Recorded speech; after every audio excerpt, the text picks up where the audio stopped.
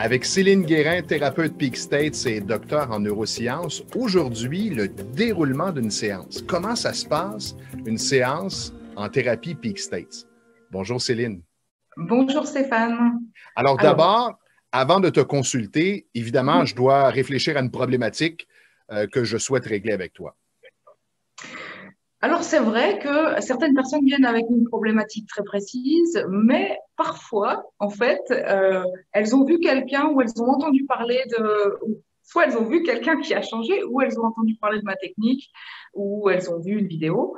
Et dans ces cas-là, elles me disent rapidement quelle est la problématique. Très souvent, ça va être l'anxiété, la confiance en soi. C'est des choses qui reviennent très, très souvent. Et puis, on va prendre le rendez-vous.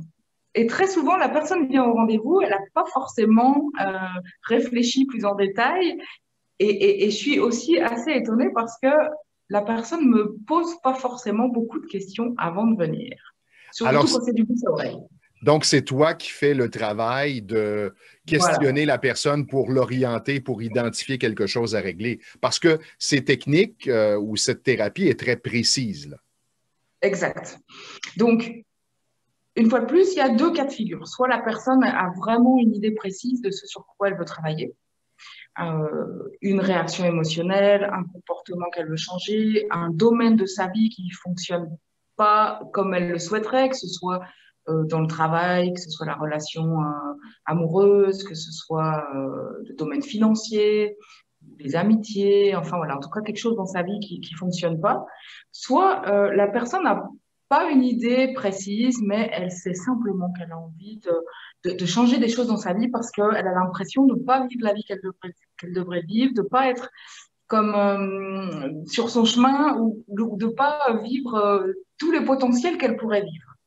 Donc, c'est deux cas de figure assez différents. Et en tout cas, dans les deux cas, bien sûr, je vais aiguiller la personne. Je vais d'abord écouter sa demande, et puis l'aider avec les mots-clés qu'elle utilise très souvent. Ça me met tout de suite sur la piste de choses qu'on peut travailler, puisque, bah, comme tu l'as dit, c'est vrai que c'est une technique très précise. Et donc, avec simplement quelques mots, on sait tout de suite quel type de traumatisme on peut aborder. Qu'est-ce qui va pouvoir faire une différence chez la personne en fonction des mots qu'elle utilise aussi. Bah, tout de suite, on a une idée de qu'est-ce qui pourrait être libéré. On travaille sur une problématique à la fois? Exact. On travaille sur une problématique à la fois, mais typiquement, une émotion ou une croyance limitante peut avoir des impacts dans différents domaines de sa vie. Est-ce que j'ai besoin d'avoir de raconter une histoire, puis d'avoir des exemples concrets et de repenser à toutes les situations que j'ai vécues dans le passé avec cette problématique? En règle générale, on part vraiment du présent, en fait.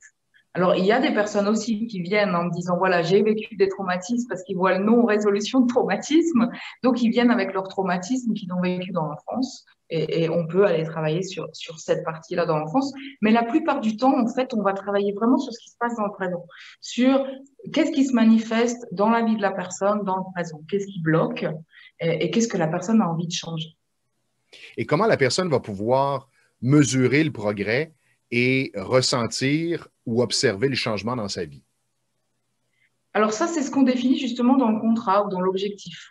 C'est une question qu'on pose. Qu'est-ce qui fait que vous seriez satisfait? Qu'est-ce qui fait que vous auriez l'impression qu'il y a quelque chose qui a changé dans votre vie? Je pourrais prendre un exemple de parler en public. Voilà. C'était ce que j'avais demandé pendant les premières séances que j'avais faites avec la personne qui m'a formée. Elle me dit, qu'est-ce qui ferait vraiment la différence dans ta vie? Bon, bah, par exemple, j'avais dit être capable de parler en public parce que c'était quelque chose qui m'attirait, mais j'étais terrorisée à chaque fois que je devais le faire. J'avais vraiment énormément de stress, euh, ce qui faisait que j'avais à peine la capacité de mettre mes idées en place pour pouvoir exprimer mes idées. Et puis, voilà, c'est un des exemples que je peux donner. Voilà. Mais la question, c'est qu'est-ce qui ferait, des fois même j'utilise le terme, si on avait une baguette magique, qu'on pouvait changer quelque chose dans votre vie, qu'est-ce que ce serait? Et là, tout de suite, la personne, elle va à l'essentiel. Euh, Si vous posez la question ou si toi tu te poses la question, probablement il y a des choses encore que que tu as envie de changer dans ta vie et que si tu avais une baguette magique, il y a ça que tu aimerais avoir. Et avec les Peak States, bah, c'est un petit peu la baguette magique. Alors quand c'est typiquement, je veux être en relation, voilà, je voudrais trouver la personne avec qui être bien, alors probablement il y a beaucoup de choses à travailler. Ça, c'est pas quelque chose qui va se faire en 3 séances, parce il va falloir probablement travailler sur l'amour de soi, sur sa relation à l'autre, sur sa confiance en soi, sur les personnes qu'on a attirées par le passé, euh, la relation qu'on a envie de vivre, qu'est-ce qui nous empêche de la vivre, je ne m'autorise pas, je ne mérite pas. Et une fois de plus, on va pouvoir travailler sur parfois des blocages, même sans forcément mettre le mot sur les blocages. Mais c'est comme si on va éliminer tout ce qui nous empêche d'atteindre cette vision qu'on a.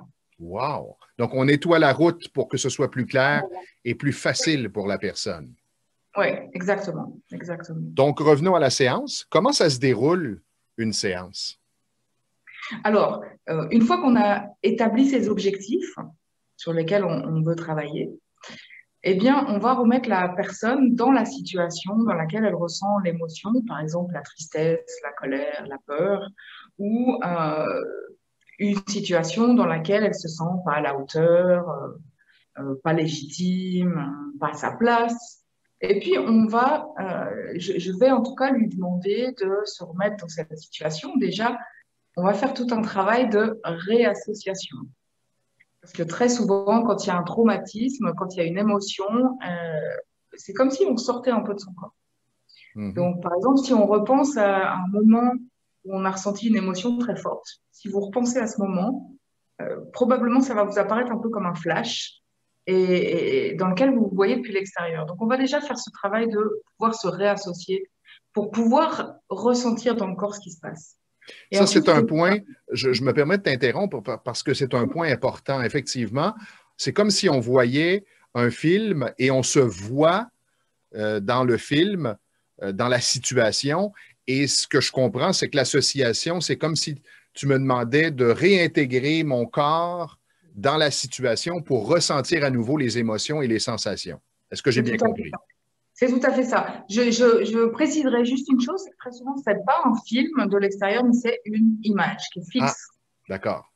Très souvent, si on repense à un moment où on a eu une émotion très forte, on n'a pas vraiment ce qui se passe avant, ce qui se passe après, on a juste un flash de l'émotion, enfin du moment.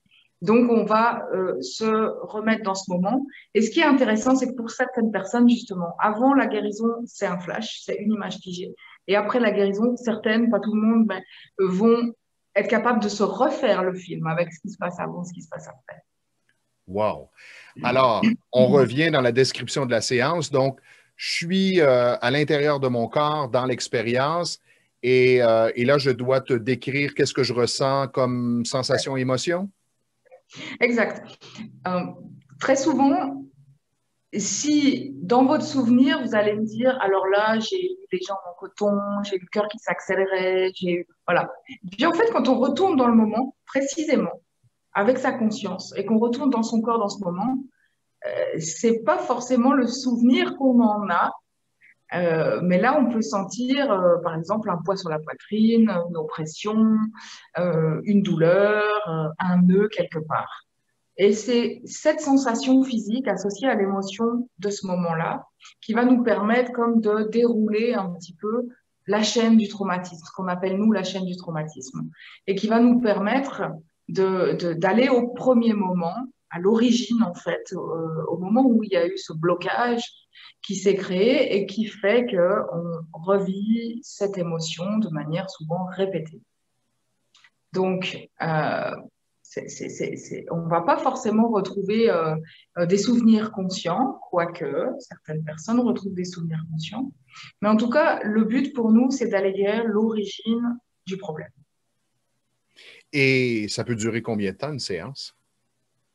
Une séance, alors, on a tous notre manière de pratiquer les thérapeutes Big State, mais en ce qui me concerne, je fais toujours des séances d'1 heure et demie à 2 heures. En fait. Je prends vraiment le temps on prend toujours un peu de temps quand même en début de séance pour débriefer, soit ce qui s'est passé depuis la dernière séance, soit donc pour établir les objectifs. Et ensuite, cette séance de régression, puisque tout le long, tout le temps pendant lequel la personne se remet dans le souvenir et va faire ce travail qu'on appelle de régression, donc de retour dans le passé, la personne a les yeux fermés. Ça peut ressembler, certains me disent, mais c'est un peu comme l'hypnose. C'est pas de l'hypnose, on n'utilise pas des techniques d'hypnose, mais c'est vrai qu'on a les yeux fermés tout le long de la séance. Et tout ce temps de régression, personnellement, ça dure entre 1 heure, 1 heure et demie. Et souvent, on guérit plusieurs choses. On ne guérit pas qu'une chose en 1 heure et demie.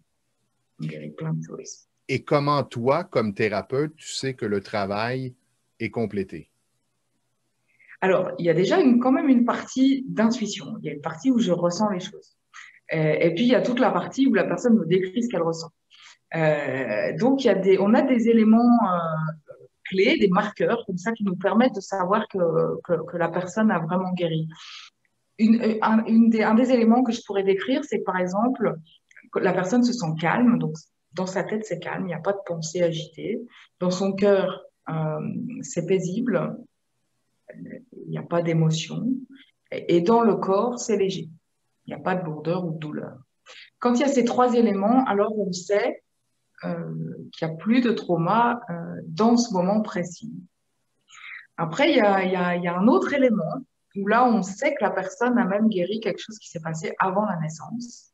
C'est que dans ces cas-là, elle fait l'expérience de ce qu'on appelle une conscience en expansion et d'une certaine luminosité, d'une certaine clarté autour d'elle. Donc parfois, la personne n'a pas forcément conscience qu'elle est revenue avant la naissance, mais quand elle me dit ça, je sais où elle est. Et après une séance, alors admettons qu'on a atteint l'objectif, ma problématique, elle est réglée. Que se passe-t-il après? Est-ce qu'il y a un suivi? Comment ça fonctionne? Alors, pour chaque problématique, par exemple, quelqu'un qui vient pour guérir une tristesse suite à un deuil ou la colère dans une situation précise, alors on va se donner en tout cas 1 semaine pour faire un premier contrôle et puis ensuite 3 semaines. Moi, j'aime bien donner 3 semaines ou revérifier si on travaille sur d'autres choses entre-temps. Revérifier en tout cas après, est-ce que ce sur quoi on a travaillé est stable. Et donc, le Génial. but, c'est que ce soit stable. Alors, on en sait beaucoup plus maintenant sur le fonctionnement des thérapies Peak States. Merci beaucoup, Céline. Merci Stéphane. Merci. À une prochaine. À une prochaine.